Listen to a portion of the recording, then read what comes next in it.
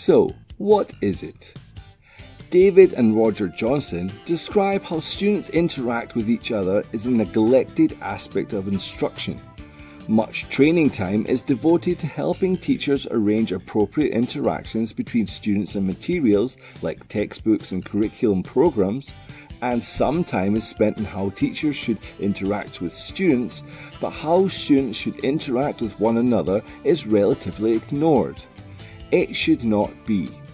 How teachers structure student-student interaction patterns has a lot to say about how students learn, how they feel about school and the teacher, how they feel about each other, and how much self-esteem they have. Cooperative learning is the process of breaking a classroom of students into small groups so they can discover new concepts and structures together and help each other learn. This often involves group or assigned leaders and more confident students helping and teaching the less confident students, and as a result reinforces both their knowledge. In this system, the teacher acts as the facilitator and guides the students towards a set goal, correcting pronunciation and grammar as they talk.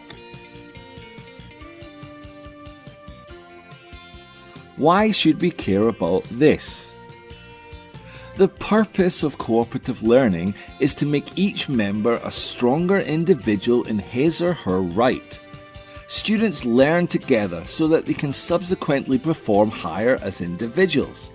This promotes confidence in language learning like speaking out, socializing, team building, making friends, and it relaxes timid or shy students. As well as this, it builds up team and class morale as well.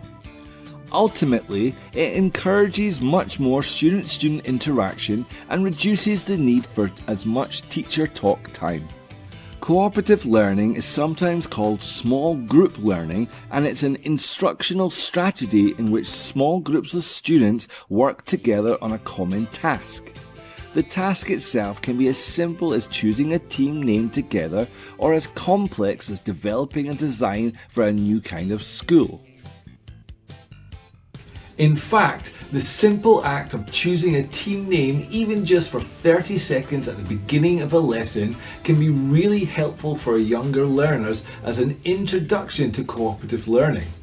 Students love to talk about themselves. They love to make things personal, and giving them the power for their own team identity will stimulate their interest.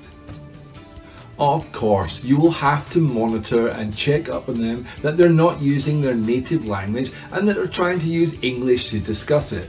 Possibly beforehand you can suggest sentences to them like, I like, or I don't like, or let's pick. Give them a time limit of say 30 to 45 seconds and then get the team member to stand up and tell you what they picked. As they get older, you can expand these basic activities and get backstories on why they picked them and give them votes to find out which one was the best name, and you can even get them to discuss other team names and what they think of them as well.